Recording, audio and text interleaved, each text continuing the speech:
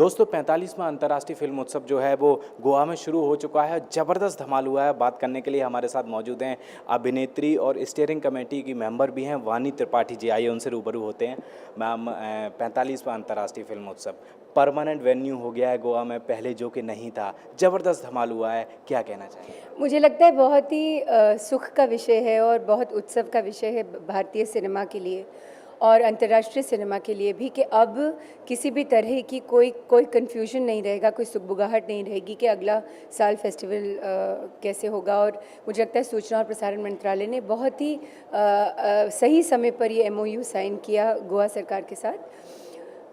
Permanent venue होने से सबसे बड़ी जो एक विशेषता बढ़ गई है फेस्टिवल की कि अब गोवा की दृष्टि से, गोवा की अपनी एक इकोलॉजी है, गोवा का अपना एक टूरिज़्म है, एक टूरिस्ट हब के रूप में गोवा जाना जाता है। तो इस इकोलॉजी को देखते हुए फिल्म फेस्टिवल के आसपास और बहुत सारी गतिविधियां प्लान की जा सकती हैं पहले से ही। और जैसा कि हम अगर अंतर्राष्ट्रीय जो बड़े फिल्म बाज़ार और फिल्म फेस्टिवल हैं, लोकार्नो, बर्लिन, कान, अगर हम उनकी चर्चा करें तो कान इसलिए बन पाया क्योंकि वो भी एक इसी तरह का बे एरिया बीच सिटी है और वहाँ फिल्म वाले जब पूरे विश्व भर से पहुँचते हैं तो राष्ट्रीय अंतर्राष्ट्रीय सिनेमा का एक समागम हो सकता है। वैसे ही गोवा में इस तरह का बहुत बड़ा पोटेंशियल है और गोवा को अगर हम best tourist spots of India के रूप में अगर कहें तो ये कोई अतिशयोक्ति नहीं होगी। अगर मैम पिछले साल की उनकी हम बात करें तो इस साल कई सारे ऐसी चीज़ें यहाँ पर डाली गई हैं जो काफ़ी इम्पैक्ट छोड़ा है। जैसे मास्टर क्लास है, उसमें कई सारे दिग्गज कलाकार, अनुपम खेर, सतीश कौशिक, तो इसका कितना बड़ा इम्पैक्ट आप देख रहे हैं? मुझे लगता है ये हमने एक बहुत नवीन काम किया और इसमें हम सब स्टीयरिंग कमेटी के मेंबर्स में भरत बाला और प्रहलाद कक्कड़ जो तीनों एक साथ बहुत ही सुगठित रूप से काम करते रहे। हमने इस बार सोचा कि हम भारतीय फिल्मकारों को, और मैं कहना चाहूँगी कि शंकर मोहन जो डायरेक्टर हैं फेस्टिवल के, वो बहुत ओपन थे इस आइडिया के लिए और मंत्रालय के सब हमारे जितने अफसर। ऐसा अक्सर देखा गया है कि फिल्म फेस्टिवल में अंतर्राष्ट्रीय और राष्ट्रीय सिनेमा को दिखाते तो ज़रूर हैं लेकिन उसके आसपास राष्ट्रीय सिनेमा में, भारतीय सिनेमा में क्या हो रहा है उसकी चर्चा कम होती है। अगर हम अनुपम खेर की बात करें या हम सतीश कौशिक की बात करें या हम सुधीर मिश्रा की बात करें, विधु विनोद चोपड़ा और राजकुमार हिरानी जो आए, जैसे हमने एक ट्रिब्यूट एटनबरा साहब के इस बार स्मृति में हमने एक पूरी ट्रिब्यूट सेक्शन रखा और उसमें हमने विधु विनोद चोपड़ा, राजकुमार हिरानी और मुन्ना भाई के जो लेखक थे अभिजात जोशी और बीर साहब जो चेयरमैन भी हैं इंडियन पैनोरामा के, उनको लेकर हमने एक ऐसा सेक्शन तैयार किया जो केवल एटनबरा की स्मृतियां नहीं था।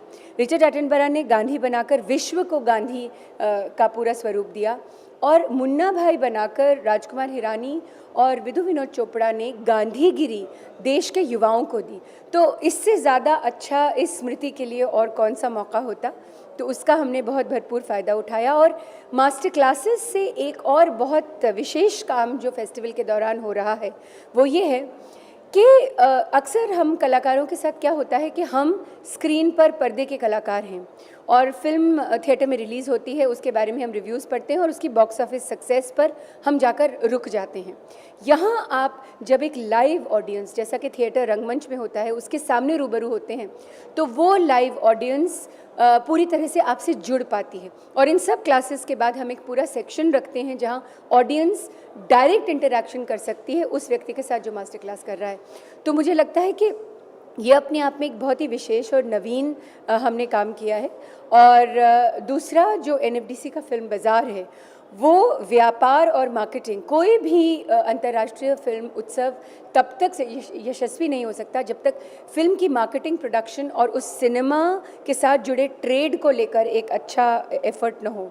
तो मुझे लगता है कि बहुत 45वां जो अंतर्राष्ट्रीय फिल्म उत्सव है इस बार वो बहुत कॉम्प्रिहेंसिव है, बहुमुखी है, उसमें कई तरह की प्रतिभाओं का हम समागम कर पाए और मुझे लगता है अगले साल के लिए हम और बहुत सारे ऐसे अनुभव लेकर जाएंगे जब तक फेस्टिवल क्लोज होगा जिन्हें हम पूरी तरह से समाहित कर पाएंगे। मैम, अगर हम सोशल मीडिया की बात करें तो INB मिनिस्ट्री का YouTube चैनल लाइव हुआ है, लाइव ट्वीटिंग होती है, तो इसका कितना बड़ा आप इम्पैक्ट देखते हैं? देखिए, ये तो बहुत ही बड़ा इम्पैक्ट है और ये ग्लोबल इम्पैक्ट है, क्योंकि आज अगर हम देश की जनसंख्या को देखें तो 60-70% जनसंख्या 40 साल के नीचे है।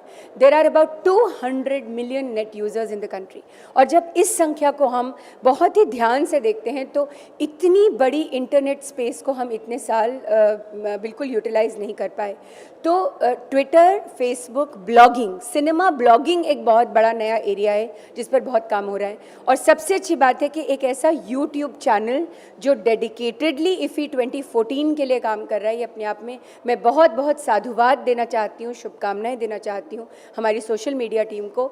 मैंने और प्रहलाद ने बीच में गोवा आकर सोशल मीडिया टीम के साथ एक छोटी वर्कशॉप भी की थी, और हमारी आउटरीच और हमारा जो इस प्रयोग को करने का जो मंतव्य था वो यही था कि जो इतना बड़ा यूथ का सेक्शन है, देखिए देश में 2 ही धर्म हैं, क्रिकेट और सिनेमा, और दोनों कहीं ना कहीं देश के युवाओं से जुड़ते हैं। तो जो कुछ युवा को उद्वेलित करेगा, उसे प्रभावित करेगा, I think social media is the biggest space which is the biggest impact today, and I think it's a fantastic idea कि एक यूट्यूब चैनल डेडिकेटेडली इफ़ी के लिए काम कर रहा है। मैम, एक आखिरी सवाल, इतने सारे दिग्गज जैसे कि अमिताभ बच्चन, रजनीकांत, उनको गवर्नमेंट ऑफ इंडिया ने जो इनिशिएटिव लिया है, उनको इतना बड़ा सम्मान दिया है, कई लोगों से बात हुई है, उन्होंने इसको बहुत सराहा है, तो इसके बारे में क्या? देखिए, भारत सरकार ने वाकई इस बार सूचना प्रसारण मंत्रालय ने एक बहुत ही कमाल का ये एक बहुत बड़ा धमाका है कि देश के 2 सबसे बड़े दिग्गज सितारे सिनेमा के, दक्षिण भारत और उत्तर भारत, और खैर अमित जी को हम सिर्फ उत्तर भारत नहीं कह सकते, वो पैन इंडिया हैं, वैसे ही रजनी सर हैं।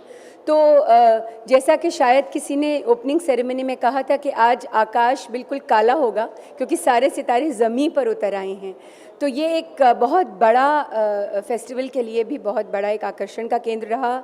हमने देखा कि फैंस किस तरह बिल्कुल बेहोश होने की स्थिति में दिख रहे थे इन दोनों के साथ आने की वजह से। लेकिन उससे भी बड़ा मैसेज ये है कि जो सेंटिनरी अवार्ड सूचना प्रसारण मंत्रालय ने पिछले साल शुरू किया है, जिसमें वहीदा जी को पिछली बार, वहीदा रहमान जी को पुरस्कृत किया गया था, रजनीकांत जी को इस बार चूज़ करके एक और बहुत बड़ा डिबेट देश में जो रहती है parallel commercial non commercial cinema को, उसको बिल्कुल ध्वस्त कर दिया गया है। क्योंकि देश में शायद 2 ही तरह का सिनेमा है, अच्छा सिनेमा और बुरा सिनेमा, और जो बहुत बड़ी जनसंख्या को प्रभावित करे वो सिर्फ अच्छा ही सिनेमा हो सकता है। उसका व्यवसाय और उसके व्यवसाय को करने की परिस्थिति उसका बिजनेस मॉडल है। उसको न देखते हुए हम ये देखें कि जो भी प्रभावित करता है इतनी बड़ी जनसंख्या और इतने बड़े देश को, वही सबसे बड़ा बहुआयामी एक उदाहरण हो सकता है फिल्म फेस्टिवल के लिए। बात करने के लिए बहुत बहुत शुक्रिया मैम। तो ये थी वानी त्रिपाठी थी, जिनका मानना है कि गवर्नमेंट ऑफ इंडिया ने जो इनिशिएटिव लिया है, गोवा को परमानेंट वेन्यू कर दिया है, तो इससे ना सिर्फ ये एंटरटेनमेंट इफ़ी बन गया है, बल्कि एक नॉलेज और बिजनेस का भी प्लेटफॉर्म बन गया है। कैमरा पर्सन संदीप के साथ गोवा से हृदय यादव, न्यूज़ पॉइंट।